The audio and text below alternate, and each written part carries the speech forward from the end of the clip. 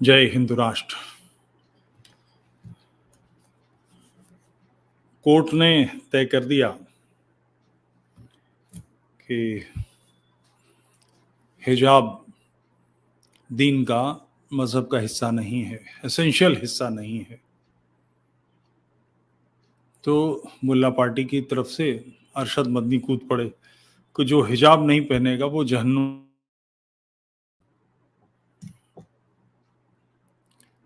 एक मज़ेदार बात यह है कि इस सिलसिले में बड़े पैमाने पर हंगामा नहीं हो रहा है। मुस्लिम कुछ वो अहमक लड़कियां जो फटी जीन्स पहन के पिज्ज़ा खाने और जगह जाती हैं, अपने फेसबुक स्टेटस पे ये सारी फोटो लगाती हैं, मगर उन्होंने कुछ हंगामा किया, उनको 2-5 लाख रुपए मिल गए। अब वो एग्ज़ाम देने के लिए अपना हिजाब पहन कर गई, स्कूल ने मना कर दिया, वापस लौट आई, साल खराब होगा। इस तरह की एक घटना मुझे और ध्यान पड़ती है। उस व्यक्ति की प्रामाणिकता में, उसकी विद्वता में, उसकी योग्यता में बिल्कुल इनकार नहीं है। आईआईटी रुड़की में मुकेश जैन, उनका एडमिशन हो गया। आईआईटी रुड़की में आज भी एडमिशन होना मुश्किल काम होता है। उस काल में तो बड़ा मुश्किल था, एडमिशन हो गया। पढ़े वो, एग्ज़ाम के टाइम पर उन्होंने ये जिद की कि वो हिंदी में परीक्षा देंगे। आईआईटी रुड़की की परीक्षा हिंदी में नहीं होती, एंट्रेंस भी इंग्लिश में होता था, उसी से पास करके आए थे। उन्होंने हिंदी में परीक्षा देने के लिए जिद की, भूख हड़ताल पे बैठ गए। आईआईटी रुड़की ने नहीं माना तो वो जनपथ पर, उस जमाने में जनपथ पे ये हड़तालें होती थी, वो बरसा बरस 6-7-8 साल तक वहां बैठे रहे। जाड़ा, गर्मी, बरसात सब झेलते रहे।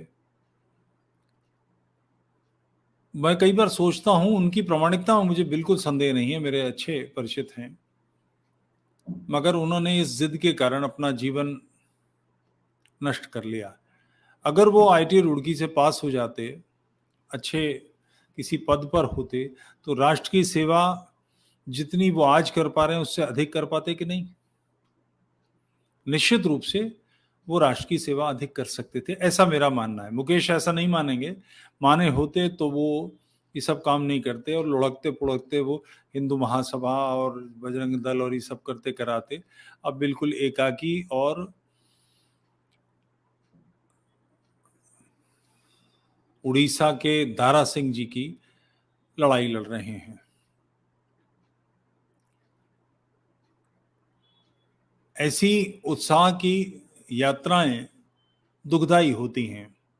अब ये लड़कियां, इनको 4-5 लाख रुपए एक मुल्ला ने दे दिया है, तो ये बगैर हिजाब के स्कूल जाने में इनको संकोच होगा, क्योंकि इनके पैर इतने बढ़ गए कि वहां से लौटना संभव नहीं होगा। नतीजा, ये पढ़ नहीं पाएंगी, ढंग से नहीं पढ़ पाएंगी, तो इनके जीवन की जो यात्रा है वो शुरू में ही बाधित हो जाएगी। दुर्गति के मार्ग पर अपने आप को बढ़ा लिया। ऐसी बेवकूफी भरी बातें, ऐसे बेतुके काम। खैर, विषय पर लौटता हूं कि अरशद मदनी ने ये कहा है कि जहन्नम के हकदार हैं। बंधुओं, यही तो इस्लामी समाज इससे बाहर आ रहा है। एक सर्वे के अनुसार 27%, और भारत में इससे कुछ कम होगी, या 27% भी हो सकती है, की गति है दीन छोड़ने वालों की। मुसलमानों द्वारा इस्लाम को छोड़े हुए 100 साल से अधिक हो गए। 1857 के बाद इस्लामियों ने दीन को पूरी तरह से त्याग दिया है। छोटी छोटी चीजें उनके जीवन में हैं। फोटो नहीं लगानी चाहिए। कौन सा मुसलमान ऐसा है जो पासपोर्ट नहीं बनाता, वीजा नहीं लगाने के लिए फोटो नहीं देता, आधार कार्ड नहीं बनाता, पैन कार्ड नहीं बनाता, ड्राइविंग लाइसेंस जिसके पास नहीं होता, अपना स्कूल का, कॉलेज का कार्ड नहीं बनाता, सब पे फोटो लगते हैं। बैंक अकाउंट खुलता है कि नहीं? ब्याज नहीं लेना चाहिए तो फिर क्या करे? बैंक में तो चलता है। केवल निकाह, औलाद का नाम अरबी परंपरा का रखना, कई बार खतना होता है, कई बार खतना नहीं होता, और जो जीवन की बाकी चीजें हैं निकाह को छोड़कर बाकी, वो बिल्कुल सहजता से अपनाते हैं। मरने के बाद बॉडी को डिस्पर्स तो करना है, जलाना या दफनाना कुछ करना होगा तो वो करते हैं। बाकी चीजों में इस्लामियात की का दखल बिल्कुल बंद हो चुका है।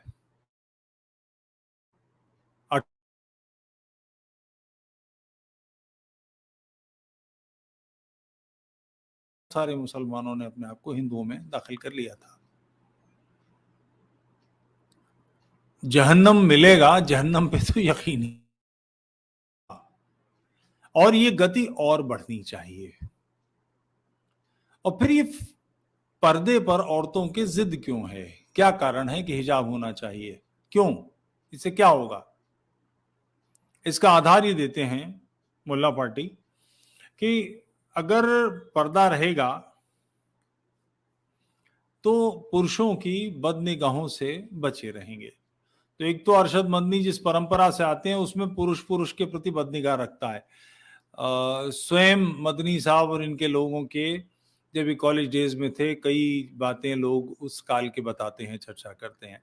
बहरहाल मुझे उसका अधिकार नहीं कुछ कहने का, मगर ये वहाँ पुरुष को देखकर पुरुष के मन में कुत्सित विचार आना ये सामान्य बात है। जो इनके बिल्कुल शुरुआती लोग हैं जिन्होंने ये देवबंद का मदरसा बनाया है, उनके तो आपस में कासिम नसोसवी, रशीद अहमद गंगोही के प्रेम के तो कागज पे लिखे हैं रशीद अहमद गंगोही ने कि कासिम ननौतवी मेरे ख्वाब में एक दिन दुल्हन की सूरत में आए। आप तसव्वुर की सूरत में चला आ रहा है,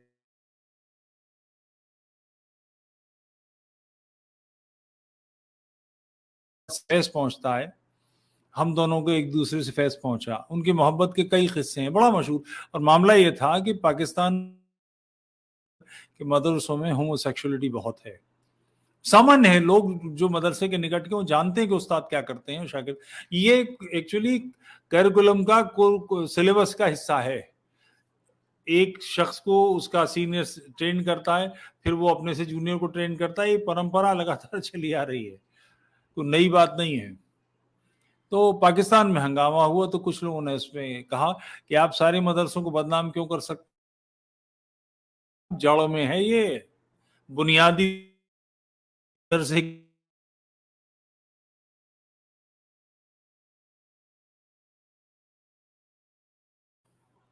दसों बीसों इस तरह की बातें आपको किसी भी मदरसे के आसपास के लोगों से पूछिए, मिल जाएंगी।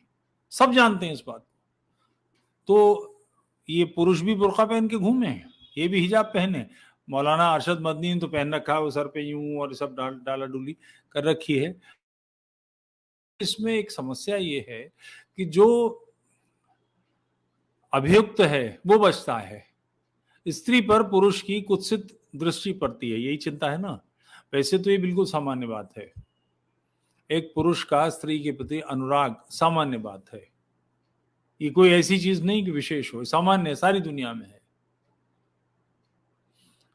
उससे स्त्री को बचा,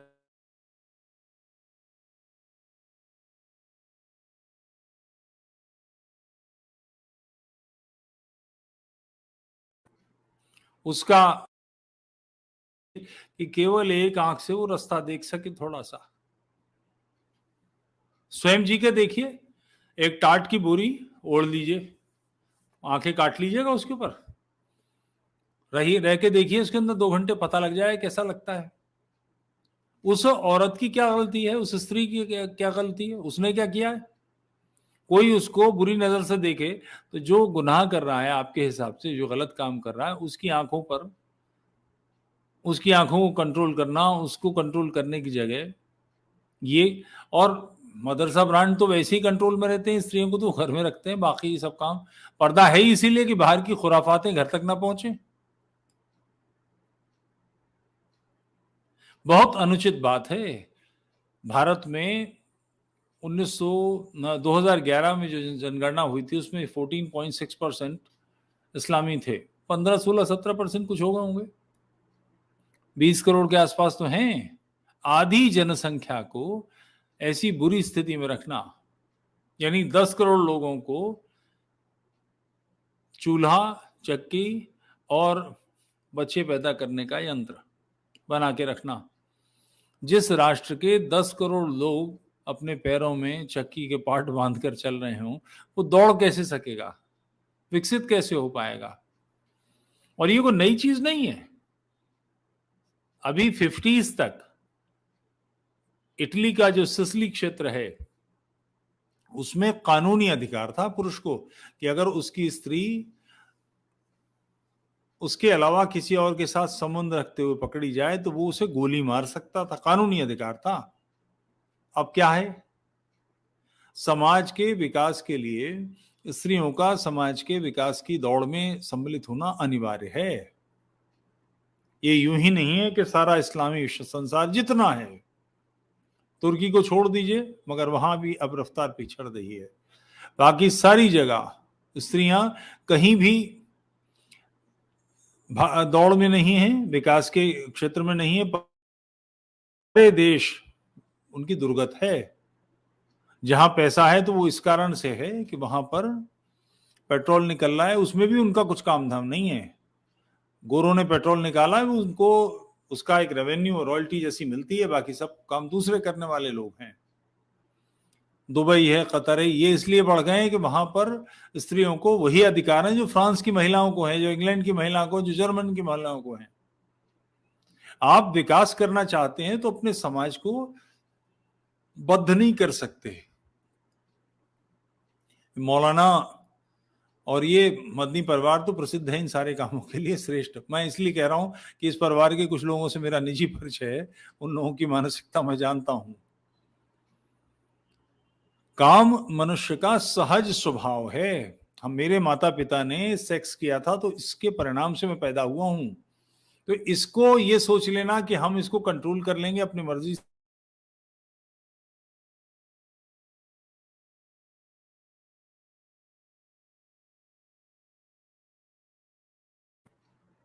मुंशी प्रेमचंद की जो कहानी है शतरंज के खिलाड़ी, उसकी पिक्चर बनाई है सत्यजीत रे सामने। उसमें देखिए कि वो दोनों नवाब तो शतरंजी खेलते रहते हैं, नतीजा एक की बीवी किसी और से लग गई तो एक ने अपने सगे भांजे को पकड़ लिया।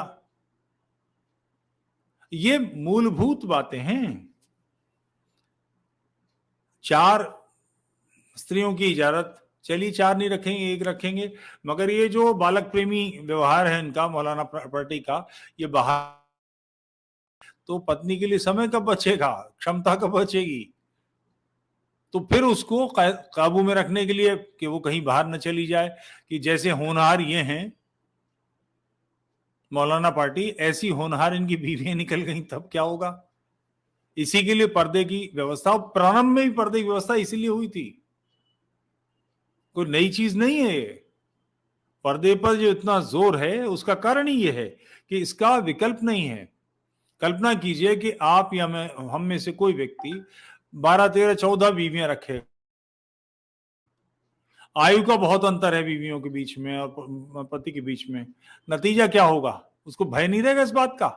तो फिर उनको बांधने के लिए एक लगाम, एक नाथ, एक पट्टा उनके गले में डालने के लिए बुर्का ले रखा है। ये सारी चीजें हैं, इसीलिए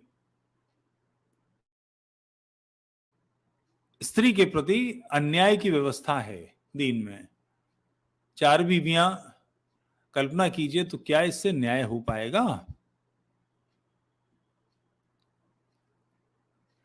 न्याय नहीं हो पाएगा तो फिर इसका डर लगेगा कि मेरी 4 हैं तो इसने अभी 4 कर लिए तो क्या होगा? तब फिर ये सारी चीजें, ऐसी उत्पात की बातें, ऐसे बेतुके आग्रह इसीलिए किए जाते हैं। अच्छी बात यह है कि मौलाना जहन्नम का हकदार बता रहे हैं, मगर अब जहन्नम में और जन्नत में लोग उसका विश्वास नहीं करते। वो यहीं इसी पृथ्वी पर जहन्नम देख रहे हैं। आईसिस, तालिबान, दाइश, बोको हराम, इन सब के कुकर्मों को, और यहीं वो जन्नत भी देख रहे हैं। यूरोप में, स्विट्जरलैंड में, यूरोप का बड़ा क्षेत्र है, सुंदर क्षेत्र है, अमेरिका, ऑस्ट्रेलिया, यहाँ आखिर क्या कारण है कि बांग्लादेश के लोग भारत भाग कर आते हैं? क्यों? पाकिस्तान से रास्ता खुल जाए तो पाकिस्तानी आधे बैठ जाएं हिंदुस्तान में लौट के, कि जितने महाजरीन हैं सारे के सारे आने को तैयार हैं। क्यों? जहाँ दीन की छत्र छाया में बैठे हैं वो समाज हर प्रकार से जहन्नम है, जन्नत अच्छी लगती है। तालिबान आ गए अफगानिस्तान में, कैसी भंबड़ मची, किसी तरह से भाग कर निकल जाएं, अपनी पत्नी बच्चों को छोड़ के हवाई जहाज पे लटक लटक के भागने की दौड़ लग गई। क्यों लग गई? शरिया आ गया था, गले लगाना था। मगर बाहर वालों को शरिया चाहिए होता है, जिन्हें शरिया की सच्चाई पता है वो निकल के भागना ही चाहते हैं, टिकने की हिम्मत उनकी नहीं होती। तो अच्छी बात यह है कि मौलाना जो कुछ कह रहे हैं, इस मौलाना की इन बातों को समाज मानता नहीं है। इस्लामी समाज निकल रहा है बाहर, और यही राष्ट्रबंधुओं करनी है। ऐसे सारे मित्रों को, बंधुओं को सपोर्ट दीजिए, बाहर निकालिए। अपने ही बिछड़े बंधु हैं, कुछ पीढ़ी पहले हमसे अलग हुए थे, इनको सहारा दीजिए, शुद्ध कीजिए, घर वापसी कराइए, इनको इस नर्क से बाहर निकालिए। ये मदनी साहब और इनकी जो पलटन है, ये बिल्कुल एकाकी रह जानी चाहिए। यही दीन की समस्या का हल है। यूट्यूब चैनल तुफैल चतुर्वेदी को सब